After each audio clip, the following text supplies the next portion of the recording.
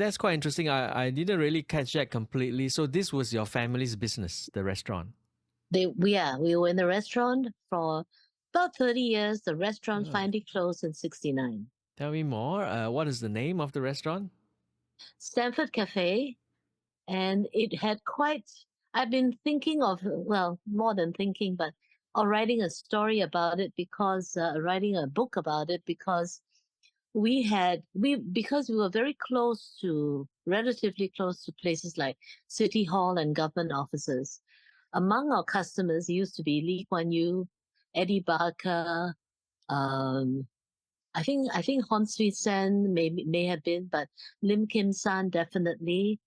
And so I didn't get to serve them, but whenever they came, my mother would uh the security guy would there'll be one outside and they would come in and they would check out the kitchen, and I would just be very curious about them. And then they would have like this guy standing outside occasionally outside the door of the restaurant. And my mother would say, bring him a drink. So I brought him a soft drink. He didn't want it. So I said, water, okay. So I kind of got the idea. I brought the whole jug. I was maybe about 7 or 8 years old when I first saw Lee Kuan Yew there.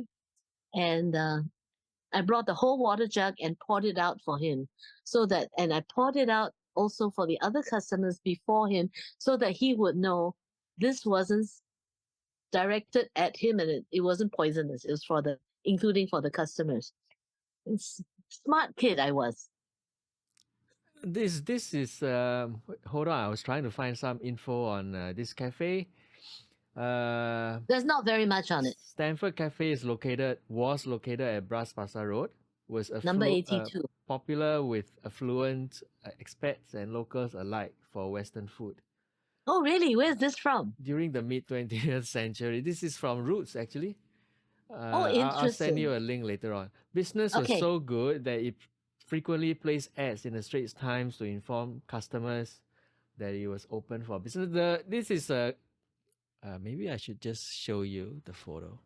So this is a piece of it is a plate, right? A porcelain plate from the cafe, donated by your sister, I think, Annie. Oh, Annie, right? Annie Hoe.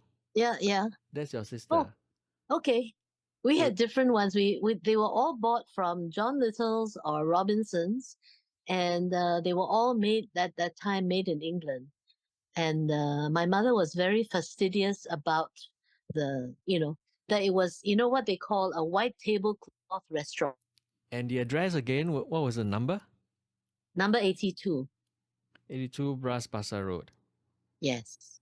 This was Cantonese or Hakka Cafe? Cantonese. No. It was Western. I mean, your family it was very interesting. Cantonese lah, right?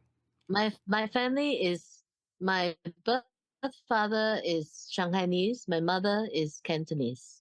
Okay. But the restaurant catered to basically the Westerners there. Who set it up? I guess they did. And they had a previous restaurant set up. I think it was probably in Dhoby Ghaut, called Ciro's Cafe, but it either didn't work or they just closed it down when the Japanese came. And then they set up this restaurant. So I think that the first time I have a memory of that place, I was about 5 years old. And I wasn't working in the restaurant then. I started working in the restaurant just before I started school.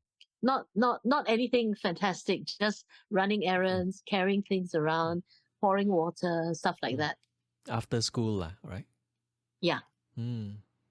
Right. Very interesting, actually. Wish we, actually have more information on this restaurant. Was it you think, as the write up said, quite successful? I had a menu somewhere, but I remember quite a few things because at one point I was a terribly inquisitive child, and my mother would tell people, not in a semi-complaining but semi-kind of proud way, this child always asks questions. Because one of the things I did ask her, and this was before I was in secondary school, I asked her, I said, Mom, which dish do we make is the most profitable dish? And she was astounded. Like, what on earth would this child be asking me stuff like this? Because my siblings never did. And then she said, you guess. So I thought, okay, maybe I said, oh, could it be the lobster, the grilled lobster? And she said, no. She said, sometimes if the price of lobster in the market is very high, we actually don't make money on it. But this is something the customers like. So I went to steak. Then she said, try looking at the drinks. So I looked at the drinks and I just couldn't imagine. I would say tea, coffee, whatever. And then one day she said, come, I tell you. And she took out a bag of barley from the market. Then she said, you see this? From this bag, this one bag, I can't remember the size, I can make about 70 servings of barley water. So this bag cost me about 80 cents, 70 cents. It's a pretty big bag. And then she says, so actually the slice of lemon that we put in with the barley water actually it jacks up the cost much more than the barley water itself. So when I was serving tables, I used to ask people, oh, would you like to have barley water? And then I'd ask them, do you want lemon with it or not? And then when they said not, I would be very pleased because we save ourselves some money. And I would just go around peddling barley water until my mother realized, hey, the kitchen is having to boil barley water twice or three times during the day, especially on weekends. And she put it down to me. How much That was the barley being sold for?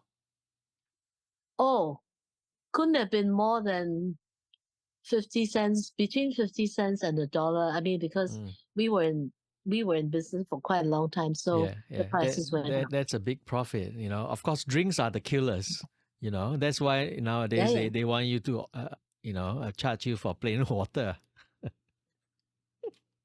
Oh man, we just went to a restaurant and they gave us, somebody asked for plain water, and she said, oh, we have this, I can't remember what, it was $5 a bottle. I mean, my mother wouldn't have done that.